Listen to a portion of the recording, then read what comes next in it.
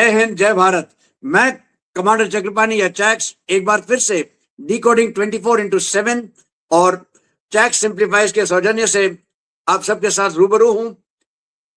The world this week, the world this week में हम आमतौर पे बात करते हैं पूरे हफ्ते की, लेकिन इस बार हम बात करेंगे कुछ क्षणों की, कुछ मिनटों की, कुछ घंटों की।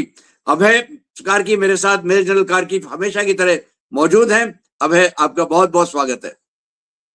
धन्यवाद चैक्स। ये बहुत ही अच्छा हफ्ता निकला है अगर आप देखें कि न्यूज के हिसाब से जियोपॉलिटिकली आप कुछ भी बोलो, और जो जितना इंटरेस्ट T20 में आ रहा था मेरे ख्याल से उतना ही पेस अभी ये जो जियोपॉलिटिक्स ने भी अख्तियार कर लिया है, और बहुत इंटरेस्टिंग है। आज बड़ा अच्छा टॉप रहेगा।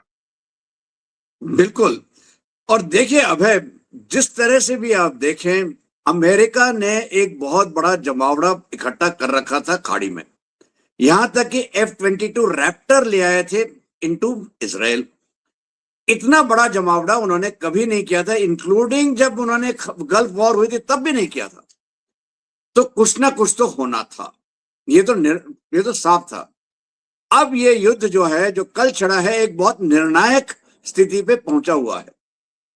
एक तरफ ईरान ने न्यूक्लियर वेपन प्रोग्राम के ऊपर अंकुश लगाने से किसी ना किसी तरह से मना ही किया।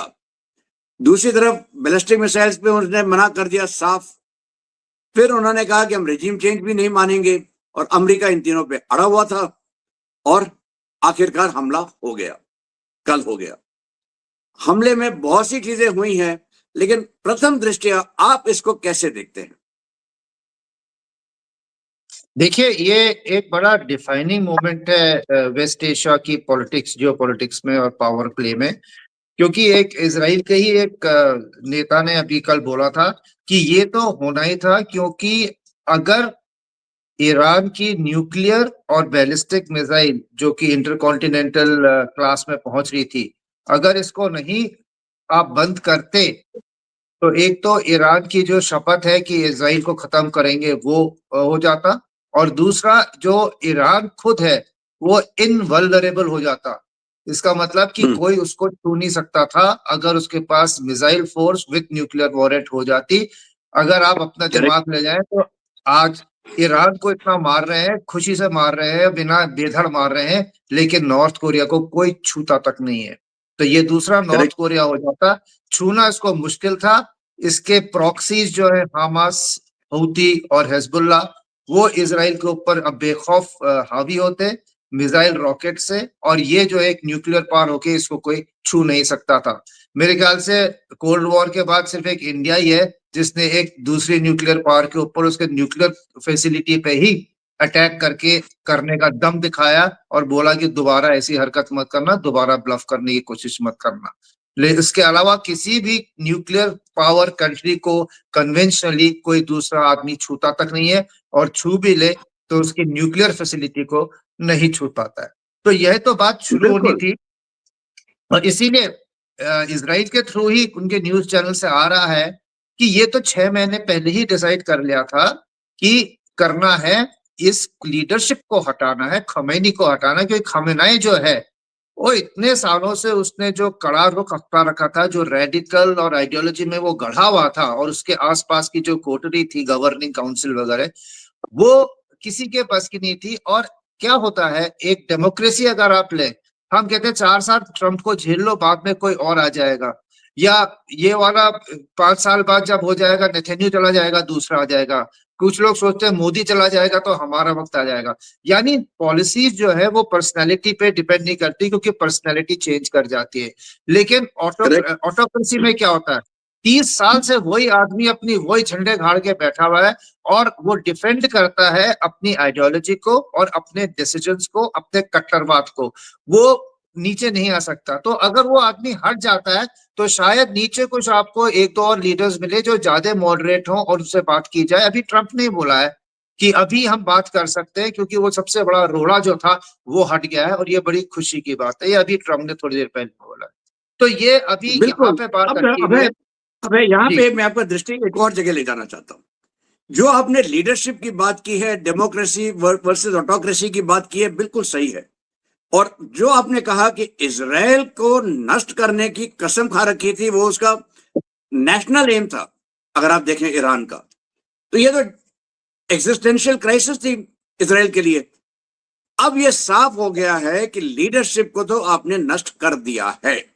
खमेनेई चले गए हैं, उनके साथ साथ जो करीब करीब 200 केसेस ज्यादा भी जो उनके टॉप लीडरशिप हैं ईरान के, वो भी खत्म है। ठीक है, 40 तो टॉप मोस्ट लीडरशिप को उन्होंने खत्म कर दिया। डिफेंस मिनिस्टर है, आईआरजीसी का वो है, लोग कहते हैं पेशकियां भी नहीं है। और एक तरह से अनाउंसमेंट हुई है कि खमेनी के बेटे जो है मुर्तबा, उनको शायद सुप्रीम लीडर बनाया जाएगा। एक ये इसको आप सामने रखिए। दूसरा, क्या आपको लगता है कि खमेनी को मार दिया था और इसीलिए ईरान ने जो खाड़ी के देश हैं उनके ऊपर अटैक हमला बोला, यहां तक कि दुबई में हमला बोला, दुबई एयरपोर्ट बंद हो रखा है। उन्होंने बाकी देशों पे भी हमला बोला और नतीजा ये रहा है कि खाड़ी के देश जो आम तौर पे न्यूट्रल रहते हैं या अमेरिका को रोकते हैं कुछ करने से, सऊदी अरेबिया हो, कतर हो, उन्होंने कहा कि हम अमेरिका के साथ हैं। ये दोनों को आप कैसे एक साथ मिलाते हैं? देखिए, ये दोनों अपने में ही एक सब्जेक्ट है। एक तो है सक्सेशन ऑफ द रिजीम। क्या रिजीम में अभी ये ऑर्गेनाइजेशन बचा हुआ है कि वो दूसरा सक्सेसर कर दे? अभी न्यूज में आ रहा था कि प्रेसिडेंट, आप कहते हैं पश्चाताप नहीं है, वो कह रहे प्रेसिडेंट और जो उनका चीफ जस्टिस है वो मिलके अभी नई सरकार को संभालेंगे। ऐसा कुछ अनाउंसमेंट न्यूज में आ रहा था। और राइट। उसके अलावा जो खमैनी के बेटे हैं उनको बहुत पहले से लाने की कोशिश हो रही थी, लेकिन कुछ उनकी इनएक्सपीरियंस और कुछ उनकी जो अय्याशी वाली खबरें थी, इसलिए उस पे एक रेजिस्टेंस लगा हुआ था। अभी वक्त बताएगा कि क्या ये मॉर्निंग का टाइम जो 40 दिन की उनकी शो के उसके बीच में ही लगा देंगे या उसके बाद अनाउंस करेंगे, क्योंकि अगर लड़ाई में कोई देश है तो उसको लीडरशिप बहुत जरूरी है, जो फिलहाल मेरे ख्याल से आईआरजीसी ने जो जनरल्स बचे हुए हैं उन्होंने संभाल रखी है। इसमें एक जो अभी तक जो एक्शन हुआ था उसमें एक सोचने वाली बात यह है कि टॉप लीडरशिप पुरानी पूरी रूढ़िवाद जो थी वो हट गई है। आईआरजीसी की भी एक हद तक और पॉलिटिकल भी, ये दोनों ही जो थे, जैसे चाइना में पीएलए अपनी सीसीपी की फौज है, वैसे ईरान में समझ लीजिए आईआरजीसी जो ये क्लेरिक्स है कि गवर्निंग काउंसिल, इनके उनकी फौज है, वो देश बिल्कुल। पे नहीं बल्कि पार्टी को, रिजीम को बचाने के लिए आईआरजीसी है। इसमें करेक्ट। अगर जो रेडिकलाइजेशन है, हम ये नहीं कह सकते कि पूरा ऊपर की लीडरशिप ही रेडिकलाइज थी, लेकिन उनमें एक्सपीरियंस था और मेच्योरिटी थी, सालों साल देखा था। अभी अगर कोई कर्नल या कोई लेफ्टिनेंट कर्नल लेवल के बचे हुए हैं जूनियर लीडर्स जो कि खून खोला हुआ है और वो सुप्रीम लीडरशिप के सपोर्ट में आके डिसीजन लेंगे, तो ये लड़ाई में थोड़ा मुश्किल हो सकता है। लेकिन इसके राइट। साथ ये भी है, रजीम के अंदर काफी इन्होंने अपनी हायरार्की बना के रखी हुई थी और खमनाई ने बोला था कि 4 लेवल डाउन तक उन्होंने नॉमिनेट कर रखे थे कि कौन संभालेगा।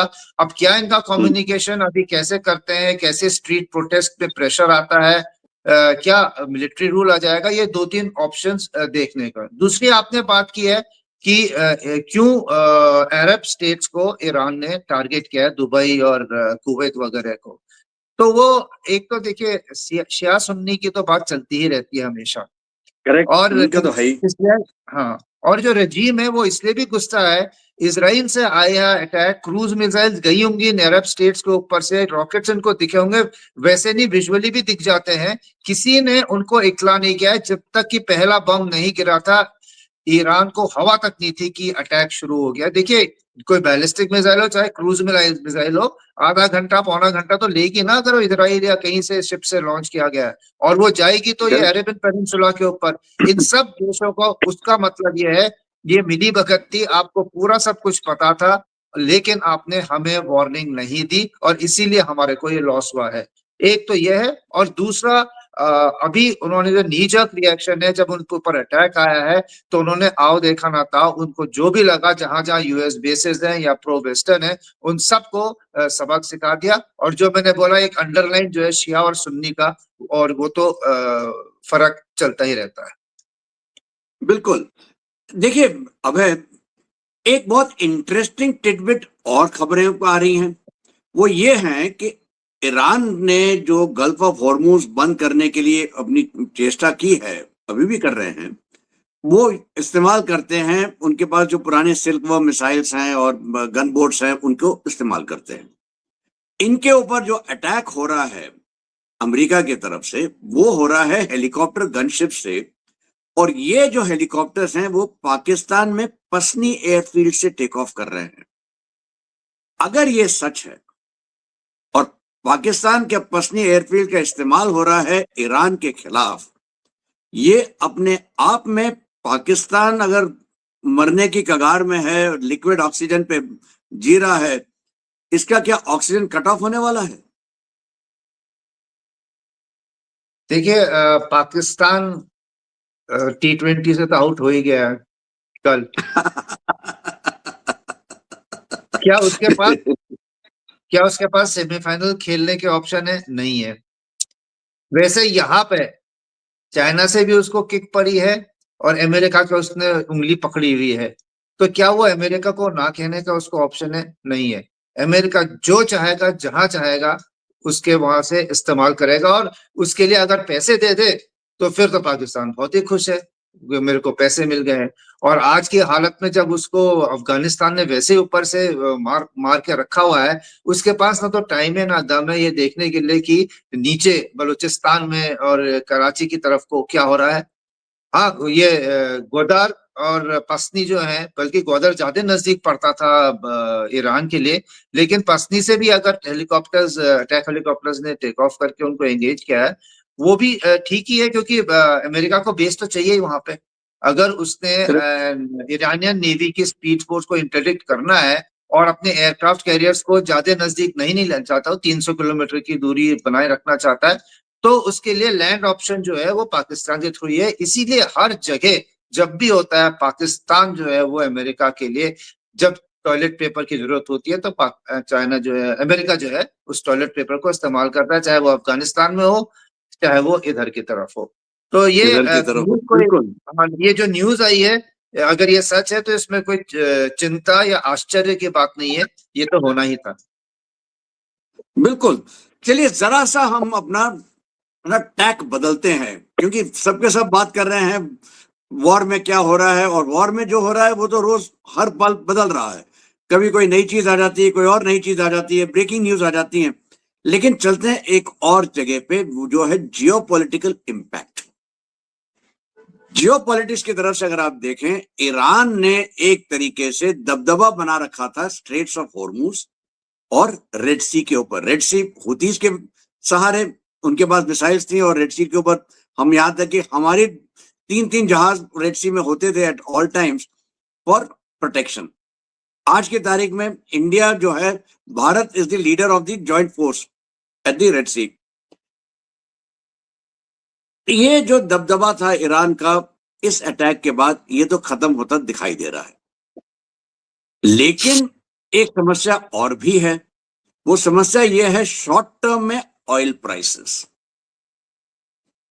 वैसे ही पिछले कुछ घंटों में ऑयल प्राइसेस, आज तो ऑयल मार्केट्स बंद हैं क्योंकि इतवार है, लेकिन लास्ट जब मैंने देखा था तो तकरीबन तकरीबन 3 से 3.5% ऑयल प्राइसेस बढ़ गए थे।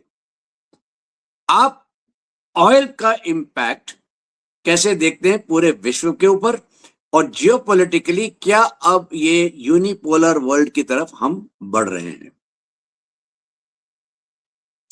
बड़ा अच्छा क्वेश्चन है इसमें, और ये जब तक हॉर्मुज का सिचुएशन रिजॉल्व नहीं होता तो ये इम्पैक्ट तो रहेगा ही, और जब तक ईरान की ऑयल वापस मार्केट में नहीं आता फिर भी ये रहेगा ही।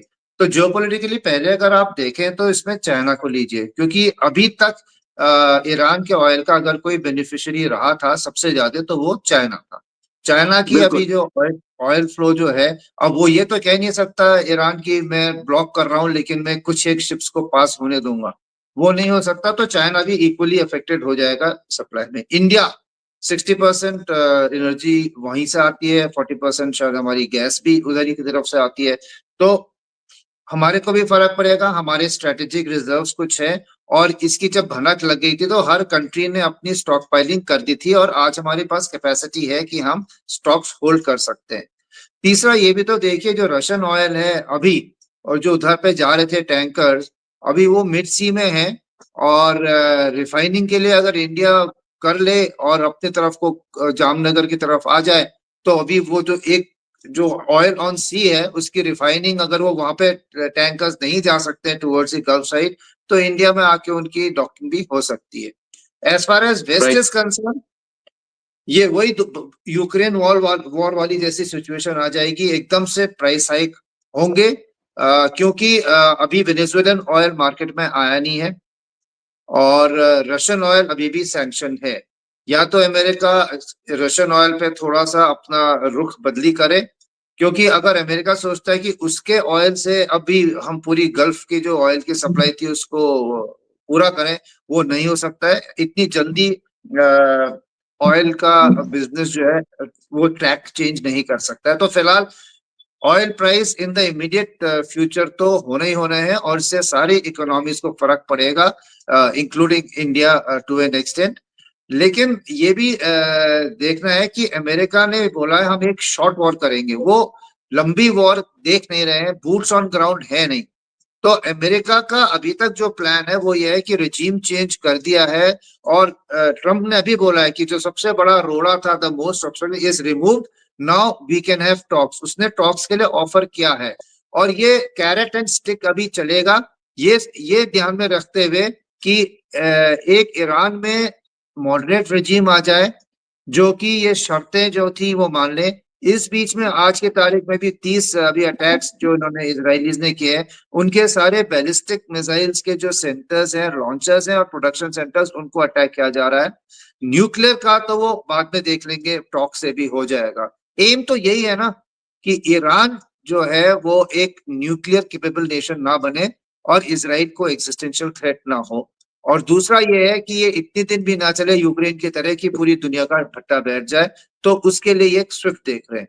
तीसरी बात है क्या एक यूनिपोलर वर्ल्ड ऑर्डर की तरफ बढ़ रहा है, ये मैं नहीं समझता हूं क्योंकि सेलेक्टिवली इंडिविजुअली ठीक है अमेरिका ये कर रहा है जो उसने करना है और इस समय रशिया के पास ताकत नहीं है और चाइना ने मेरे ख्याल से लॉन्ग टर्म सोच के ये देखा है कि यहाँ पे अभी अपने हाथ डालना ठीक नहीं है। जो उसको कवर्ड सपोर्ट है जो उसको electronic warfare, satellite imagery, communication वगैरह ईरान को दे सकता था देगा, लेकिन इतनी जल्दी जो ये डिसमिनेट हो गई है लीडरशिप, अब वो भी अपने जो ऑप्शंस हैं दोबारा देखेगा चाइना। हो सकता है प्रो यूएस अगर आ जाती है, अगर ऑयल वो अमेरिका कंट्रोल करता है तो चाइना ठीक है बोला ठीक है मैं इसी से लेता हूँ क्योंकि उसको तो अपना इन्फ्लुएंस वहां पे जो है वो बरकरार रखना है। और आज की तारीख में ईरानी डिफेंस फोर्सेस और ईरान के पास ये ताकत नहीं है कि अमेरिका को हरा दे, वो रेजिस्ट कर सकता है। तीसरी बात यह है जियोपॉलिटिकली कि ईरान के जो ये पहले ही उसको टेरर हब बोल रखा है और डोनाल्ड ट्रंप ने बोला है, बल्कि मार्क रूबियो ने बोला था कि इसने मेरे डोनाल्ड ट्रंप पे असैसिनेशन अटेम्प्ट भी करवाए हैं यूएस मेनलैंड में। तो ये जो अगर देखें अगर वो कन्वेंशनली न्यूक्लियर वे में नहीं कुछ कर पा रहा है तो क्या ईरान अपने ये वाले एसेट्स जो होते हैं उसके कवर्ड एसेट्स और सो कॉल्ड टेररिस्ट उनको अगर एक्टिवेट करता है तो ये अमेरिका के लिए वेस्टर्न वर्ल्ड के लिए एक खतरे की बात है। और इसको आगे देख के हमें लगेगा कि क्या ये जल्दी खत्म हो जाता है, एक प्रो वेस्ट रिजीम आ जाती है जो कि डिसमेंटल कर दे टेरर नेटवर्क को, या फिर आईआरजीसी जो है वो दोबारा कंट्रोल स्थापित करके एक मिलिट्री रूल लाता है। तो ऐसी हालत में जो है मेरे ख्याल से पाकिस्तान की तरह ईरान का भी export of terrorism, export of Assassin's ये बढ़ सकता है। ये दोनों एक रिस्क जो अमेरिका ने लिया है, इसको जल्दी अगर लड़ाई खत्म करके फेवरेबल सरकार लग जाती है तो ठीक है, नहीं तो फिर हम एक खतरनाक दौर की तरफ बढ़ रहे हैं। जी बिल्कुल, क्योंकि देखिए साफ दिखाई देता है जो अमेरिका ने शुरुआत में कहा था मेरे वॉर एम्स क्या हैं, उसने साफ साफ कह दिया था एक न्यूक्लियर वेपन कैपेबिलिटी नहीं होनी है, दूसरा बैलिस्टिक मिसाइल्स आपको अंकुश में लाने हैं, तीसरा उसने कहा था कि जो 3H हैं आपके जो प्रॉक्सी हैं हमास, हिजबुल्लाह, हुती, इनको आप खत्म करिए। चौथी बात उसने कही थी कि मैं रिजीम चेंज चाहता हूं और पांचवा ईरानियन नेवी का जो भी काबिलियत थी स्ट्रेट्स ऑफ हॉर्मूज को बंद करने की, वो मैं खत्म करना चाहता हूं। ये उसके स्टेटेड एम्स थे। एक हिडन एम था जो उसने कभी नहीं बताया, that was China, that was oil.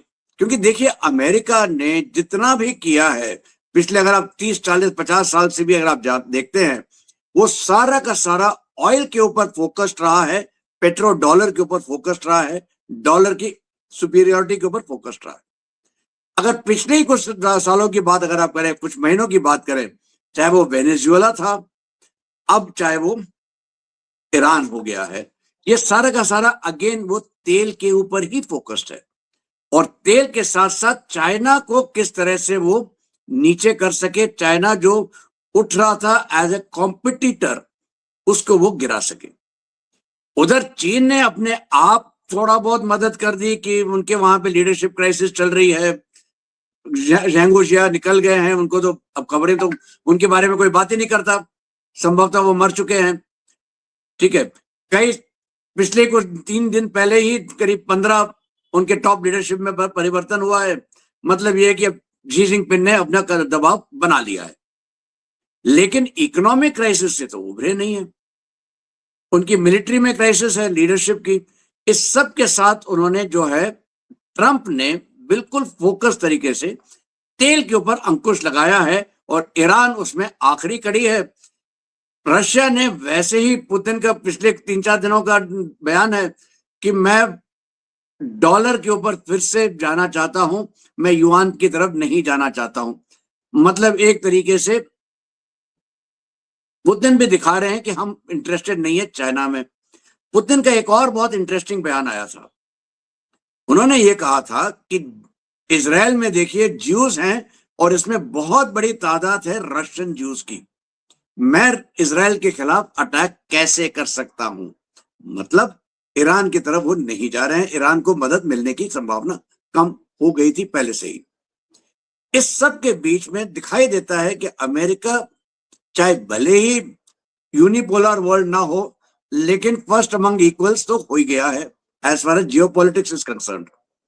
और अमेरिका के पास क्षमता भी है, इरादा भी है, काबिलियत भी है, और वो पॉलिटिकल विल है कि मैं अपनी ताकत का इस्तेमाल कर सकूं।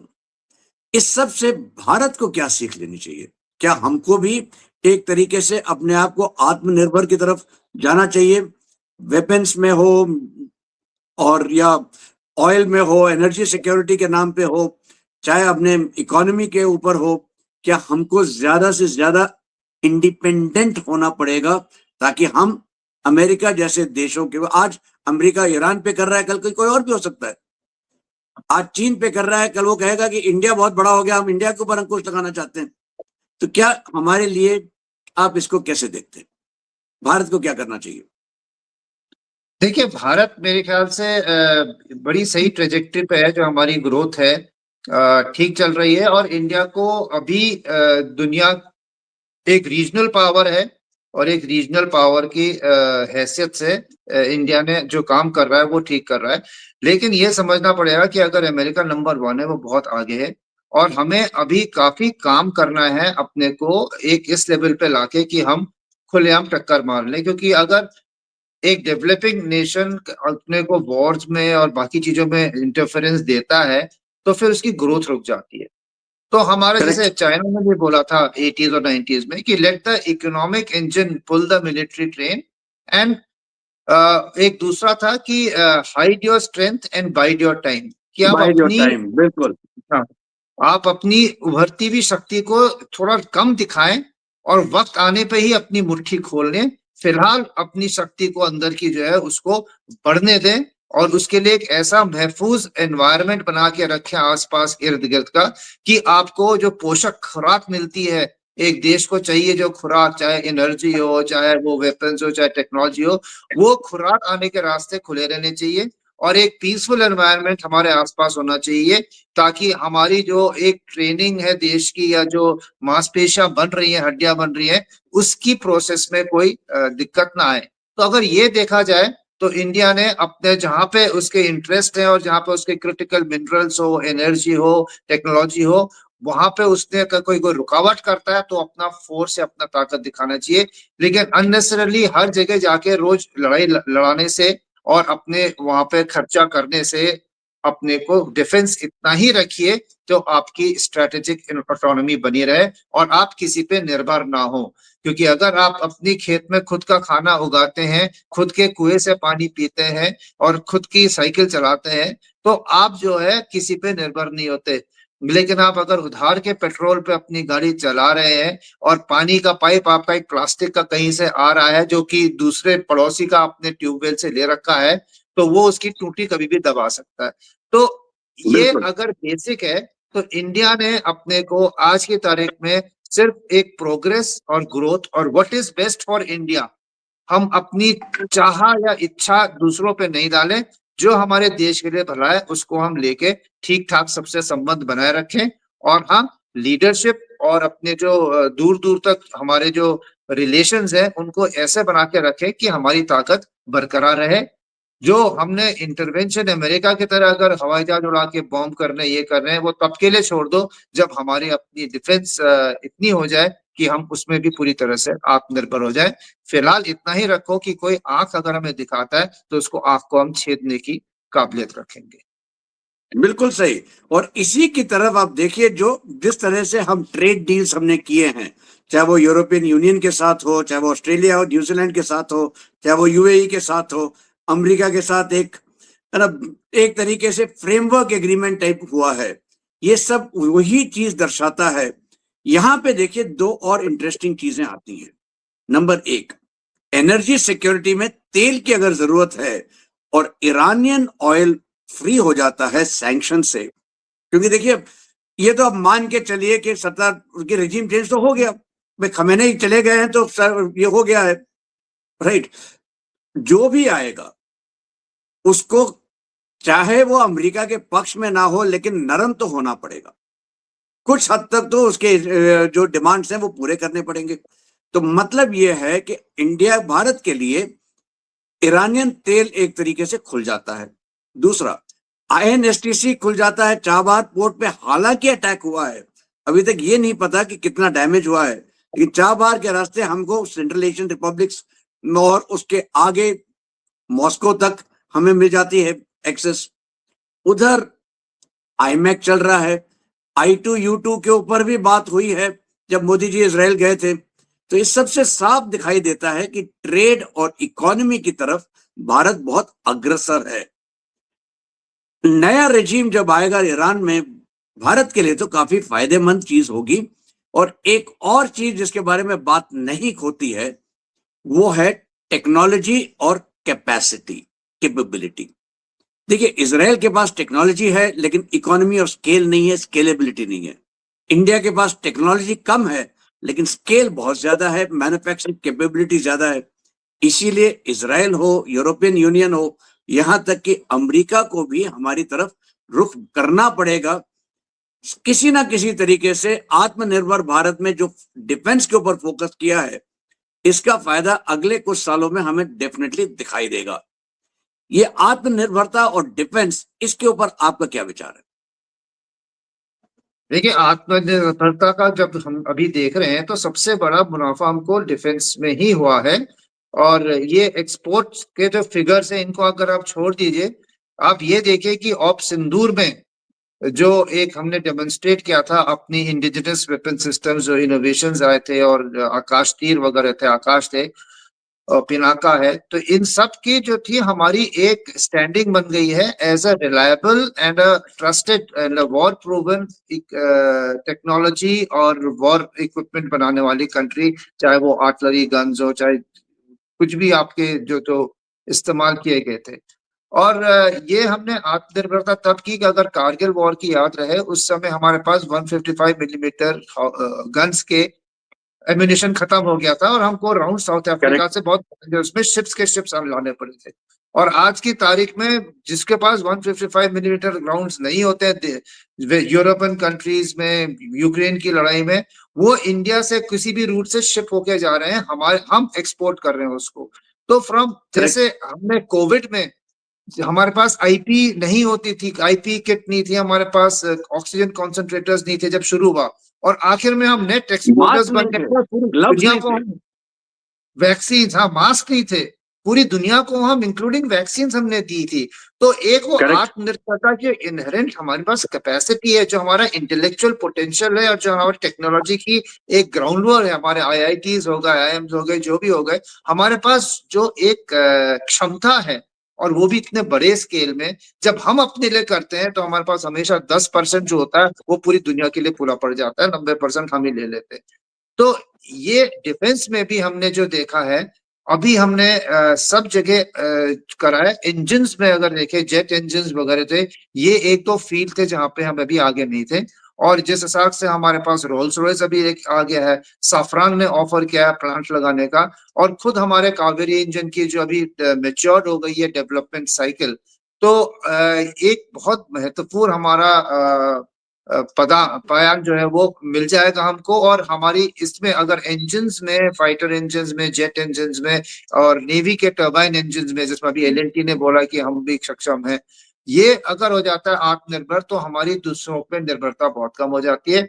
बाकी स्पेयर्स में भी हम, जैसे इसराइल है, जो इसराइल और यूएस हमें इसलिए चाहिए क्योंकि डिफेंस टेक्नोलॉजी जो हाईटेक कंपोनेंट है वो इनके पास है, लेकिन इनको एक ऐसी जगह चाहिए जहां पे कि ट्रस्टेड पार्टनर हो, जिसमें कि उनकी जो टेक्नोलॉजी है वो चाइना की तरह रिवर्स इंजीनियरिंग या पिल्फरेज ना हो जाए या किसी देश को ना चली जाए।